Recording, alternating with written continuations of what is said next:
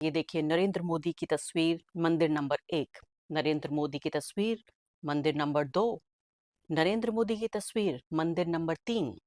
अगर कितने मंदिरों में नरेंद्र मोदी गए हैं, अगर मैं आपको ये बताने बैठ जाऊं कि पिछले 11 साल में लगभग 12 साल हो रहे हैं उनको प्रधानमंत्री बने हुए, तो मुझे लगता है मुझे सुबह से लेकर शाम हो जाएगी और इतने सारे वीडियोस, इतनी सारी तस्वीरें मैं आपके सामने रख सकती हूँ कि ये कहना मुश्किल होगा कितना कितना वीडियो में समा सकता है। लेकिन दूसरी तरफ ये तस्वीर देखिए आप, बरेली के एक गांव की तस्वीर है। देखने में आपको लग रहा है कि गरीब मुसलमान हैं, बरेली यानी उत्तर प्रदेश के गांव में रहने वाले ये मुसलमान हैं। इन तस्वीरों पर यानी अपने भगवान की उपासना कर रहे हैं, अपने खुदा की इबादत कर रहे हैं। ये लोग नमाज पढ़ रहे थे एक घर में, एक गांव में। इस वीडियो को यहाँ पे रिकॉर्ड किया गया, ये वीडियो सबूत के तौर पे पेश किया गया है। बरेली पुलिस ने बाकायदा इन लोगों को डिटेन यानी गिरफ्तार कर लिया इनको, और इनके ऊपर शांति भंग करने का आरोप है। नमस्कार, स्वागत है आपका।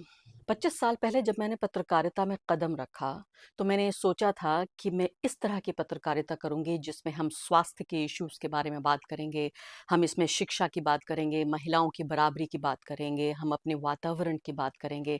अपनी दुनिया को बेहतर बनाने का एक सपना लेकर मैं इस प्रोफेशन में आई थी। आप में से ज़्यादातर लोग जानते हैं, मैं एक छोटे से कस्बे से आती हूँ और जिस तरह की नाइंसाफ़ियाँ देखी मैंने, मैं ये भी सोचती थी कि मैं एक ऐसी बेहतर दुनिया बनाने की कोशिश करूँगी या उसमें अपना एक तरह से योगदान देने की कोशिश करूँगी अपनी पत्रकारिता के ज़रिए। मुझे बहुत अफ़सोस के साथ कहना पड़ रहा है कि पिछले 1 दशक में जो पत्रकारिता मेरी रही है, बहुत मुश्किल है उसको ये कहना कि वो सपना साकार हो पाया है जिसको लेकर मैं इस प्रोफेशन में आई थी। मैं ये क्यों कह रही हूँ आज ये बात, आप देखिए अपनी स्क्रीन पर, ये देखिए नरेंद्र मोदी की तस्वीर मंदिर नंबर 1, नरेंद्र मोदी की तस्वीर मंदिर नंबर 2, नरेंद्र मोदी की तस्वीर मंदिर नंबर 3। अगर कितने मंदिरों में नरेंद्र मोदी गए हैं, अगर मैं आपको ये बताने बैठ जाऊं कि पिछले 11 साल में लगभग 12 साल हो रहे हैं उनको प्रधानमंत्री बने हुए, तो मुझे लगता है मुझे सुबह से लेकर शाम हो जाएगी और इतने सारे वीडियोस, इतनी सारी तस्वीरें मैं आपके सामने रख सकती हूँ कि ये कहना मुश्किल होगा कितना कितना वीडियो में समा सकता है। लेकिन दूसरी तरफ ये तस्वीर देखिए आप, बरेली के एक गांव की तस्वीर है। देखने में आपको लग रहा है कि गरीब मुसलमान हैं, बरेली यानी उत्तर प्रदेश के गांव में रहने वाले ये मुसलमान हैं। इन तस्वीरों पर यानी अपने भगवान की उपासना कर रहे हैं, अपने खुदा की इबादत कर रहे हैं। ये लोग नमाज पढ़ रहे थे एक घर में, एक गांव में। इस वीडियो को यहाँ पे रिकॉर्ड किया गया, ये वीडियो सबूत के तौर पे पेश किया गया है। बरेली पुलिस ने बाकायदा इन लोगों को डिटेन यानी गिरफ्तार कर लिया इनको, और इनके ऊपर शांति भंग करने का आरोप है। या द हिंदू की ये रिपोर्ट में आपको बताती हूँ कि इनके ऊपर इल्जाम क्या है। आपको लगेगा ये तो बड़ा नेक काम कर रहे हैं, ये लोग अपने प्राइवेट स्पेस में कर रहे हैं, जहाँ जिस जगह पर ये नमाज अदा की जा रही है उस जगह के मालिक को कोई समस्या नहीं है। जो लोग नमाज अदा कर रहे हैं उन लोगों को समस्या नहीं है, लेकिन कुछ देखने वाले लोगों को समस्या थी जो पुलिस तक पहुंचे। अब आप समझ सकते हैं ये देखने वाले लोग कौन रहे होंगे। पुलिस ये कह रही है कि शुरुआती जानकारी में ये पर्दाफाश हुआ है, ये रिवील हुआ है। द हिंदू की रिपोर्ट कहती है कि इस खाली पड़े घर में ये मोहम्मद हनीफ का ये घर था, एक हनीफ का कोई घर था ये, और इसको टेम्परेरी तौर पे जुमे की नमाज के लिए इसको इस्तेमाल किया गया। और 16 जनवरी की ये घटना है। इसके बाद कोई रिटन परमिशन नहीं दी गई, कोई वैलिड डॉक्यूमेंट्स भी प्रोड्यूस नहीं किए गए। जब प्रशासन ने उनसे ये पूछा कि भई आप यहाँ क्या कर रहे थे? कौन-सा यहाँ पे आतंक मचा रहे थे? आप किन लोगों को यहाँ पे परेशान कर रहे थे? आप सोचिए जुमे की नमाज़, एक नमाज़ में मुश्किल से 5 से लेकर 15 मिनट में पूरी नमाज़ पूरी हो जाती है।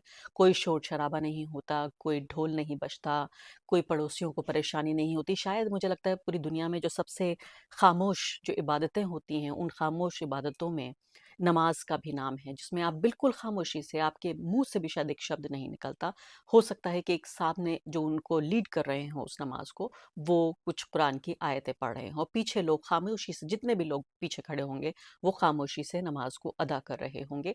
5 से लेके 15 मिनट में ये पूरी नमाज खत्म हो जाएगी, और जुमे के रोज पूरे हफ्ते में एक दिन 5 से 15 मिनट के लिए एक खाली पड़े हुए घर में, जिसका जो ओनर है वो खुद हनीफ नाम का व्यक्ति है, मुसलमान होगा उसके नाम से लग रहा है, उसके घर में नमाज पढ़ी जा रही थी, लेकिन कुछ लोगों को तथाकथित रूप से समस्या थी। पुलिस ने कहा है कि कुछ गांव वालों ने इस पर ऑब्जेक्शन जाहिर किया कि यहाँ पर लगातार नमाज पढ़ी जाती है बिना परमिशन के, और प्रशासन को इस बात की जानकारी दी और फौरन मौके वारदात पे फौरन पुलिस पहुंच गई। Following which the police reach the spot. मुझे याद आ रहा है कि जो इंजीनियर है नोएडा का, वो करीब करीब 80 मिनट तक इसी प्रशासन से, इन्हीं अथॉरिटीज से गुहार लगाता रहा और किस तरह से नाले में धंस धंस के उसकी मौत हो गई। ये अथॉरिटीज वहां मौका वारदात पे नहीं पहुंची। 27 साल का लड़का, नोएडा में ये घटना भी आपने देखी होगी, लेकिन इस जगह पर जहां नमाज हो रही थी, एकदम मौका वारदात पे पुलिस पहुंच गई और उसने उस पूरा जो गैदरिंग वहां पे हो रही थी, वो सभा जो हो रही थी, उसको फौरन उसने रोका। उस इंजीनियर की जान नहीं बचाई, इस मौका वारदात पे पहुंच के जहां लोग नमाज पढ़ रहे थे। आप सोचिए, नमाज पढ़ रहे थे लोग, इससे बड़ा गुनाह और क्या होगा आज के हिंदुस्तान में। और आप ये देखिए कि ऑनलाइन वीडियो जो ये फिलहाल पुलिस बता रही है, इसको इसको टेकन इनटू अकाउंट, यानी इसको एक सबूत के तौर पर ले लिया गया है इन्वेस्टिगेशन में। पुलिस का कहना है कि 12 लोग जो हैं, इनमें वो अलग अलग सेक्शंस जो हैं जिसमें कि शांति भंग करने का, जैसे मैंने आपको बताया कि आरोप में उनको गिरफ्तार किया गया और फिर मजिस्ट्रेट के सामने उनको प्रोड्यूस भी किया गया, जिन्होंने उनको किसी तरह बेल दे दी।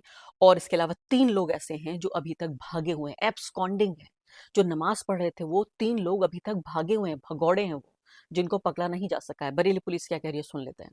दिनांक 16/1/26 को थाना विशारदगंज स्थित ग्राम मोहम्मदगंज से यह सूचना प्राप्त हुई कि कुछ व्यक्तियों द्वारा अपने निजी आवास को धार्मिक स्थान में परिवर्तित किया जा रहा था। संभावित विवाद के दृष्टिगत सभी संबंधित व्यक्तियों को पुलिस टीम द्वारा हिदायत दी गई कि इस प्रकार की पुनरावृत्ति न की जाए। और आगे बढ़ने से पहले एक अदना सी गुजारिश कि आप मेंबर बनिए मेरे चैनल का आरफा खानम शेरवानी। अगर आप मेंबर बनते हैं, आपके समर्थन से आप मेरा हाथ मजबूत करेंगे, इतना मजबूत कि मैं सत्ता का कॉलर पकड़ के सवाल पूछ सकूंगी और जो हमारे समुदाय में हाशिए के जो तबके हैं उनकी आवाज़ उठा सकूंगी। आप यकीन जानिए, आपका एक छोटा सा सहयोग मेरे लिए इतना बड़ा होगा जिसके लिए आप अंदाजा भी नहीं लगा सकते। जी हाँ, तो आप साफ तौर पे ये देख रहे हैं कि किस तरह से जब धर्म के आधार पर हम भेदभाव का जिक्र करते हैं, तो अक्सर हम कहते हैं कि किसी को नौकरी नहीं मिल रही है, किसी को किराए पे घर नहीं मिल रहा है, किसी को प्रमोशन नहीं मिल रहा है, ये धर्म के आधार पर भेदभाव हो रहा है। AR Rahman, the great AR Rahman ने कहा उन्हें फिल्मों में काम नहीं मिल रहा है। इस तरह के बहुत सारे वाक़े आते रहते हैं और ये बात नहीं है कि सिर्फ नरेंद्र मोदी के काल में ये हुआ। बढ़ गई हैं इस तरह की घटनाएं जो डिस्क्रिमिनेशन की, भेदभाव की घटनाएं हैं, लेकिन ऐसा नहीं है कि उन्होंने इसको जन्म दिया। लेकिन ये मैं ज़रूर कह सकती हूँ कि इस तरह का भारत, क्या हमारे राष्ट्र निर्माताओं ने देखा होगा कि इसी तरह के भारत को बनाने के लिए उन्होंने आज़ादी की लड़ाई लड़ी, जहाँ किसी को अपने धर्म को मानने के लिए, अपने भगवान की उपासना के लिए उस व्यक्ति को गिरफ्तार किया जाएगा, उसको शांति भंग माना जाएगा तथाकथित रूप से। और साथ साथ सबसे ज़्यादा अफसोस की बात यह है कि सोशल मीडिया पे ये पूरा वीडियो वायरल हो रहा है। कुछ लोग ये कह रहे हैं कि वाकई ये सही हुआ, ऐसा होना चाहिए था। हाउ डेयर देम, इनकी हिम्मत कैसे हुई इन मुसलमानों की, इनको माइनॉरिटी की तरह रहना चाहिए। मुझे मेरे ट्विटर पे हर रोज़ लोग लिख के आते हैं कि तुम्हारे हौसले बड़े बुलंद हो गए हैं, तुम बड़ी बेशर्म हो गई हो, तुम देखो बांग्लादेश में, पाकिस्तान में माइनॉरिटीज़ कैसे रहते हैं। एक ने मुझसे कहा कि तुम्हें बांग्लादेश और पाकिस्तान में जो माइनॉरिटीज़ के साथ हो रहा है, बांग्लादेश का खासकर जिक्र किया, लगता है कि तुम्हें उसी तरह के ट्रीटमेंट की ज़रूरत है। यानी ये चेताया जा रहा है कि भारत में मुसलमान बहुत अच्छे तरीके से रह रहा है और इसलिए उसको उस तरह के तथाकथित जो बांग्लादेश में हो रहा है, उस तरह के ट्रीटमेंट की ज़रूरत है। और मुझे अच्छी तरह याद आ रहा है कि मध्य प्रदेश में किस तरह से एक मुसलमान ने अपने लिए नहीं, मुसलमानों के लिए नहीं, दलित आदिवासी बच्चों के लिए एक स्कूल खोला, 20 लाख रुपए लगाए, इस ज़मीन पे ये स्कूल खोला और किस तरह से उस स्कूल को बुलडोज़ कर दिया गया। दिल दुखता है, परेशान होता है कि देखिए किस तरह का घटनाक्रम। मैं सोचती हूँ कि अगर पश्चिमी दुनिया में चाहे कितना भी इस्लामोफोबिया हो, लेकिन कहीं भी यूरोप में या अमेरिका में इस घटना का अगर 10% भी हुआ होता, तो इंटरनेशनल हेडलाइंस बन गई होती, पूरी दुनिया की मीडिया ने उसको कवर किया होता।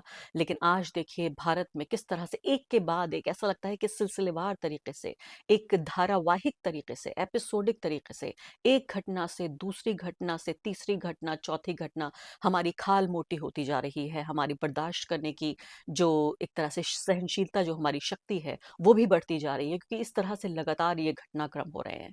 आपको लगता होगा कि इसमें कोई हिंसा नहीं है, मुझे लगता है कि किसी को उसके भगवान की उपासना करने से रोकना, किसी भी धर्म का वो व्यक्ति हो, इससे बड़ी हिंसा शायद किसी देश, किसी समाज, किसी लोकतंत्र में नहीं हो सकती।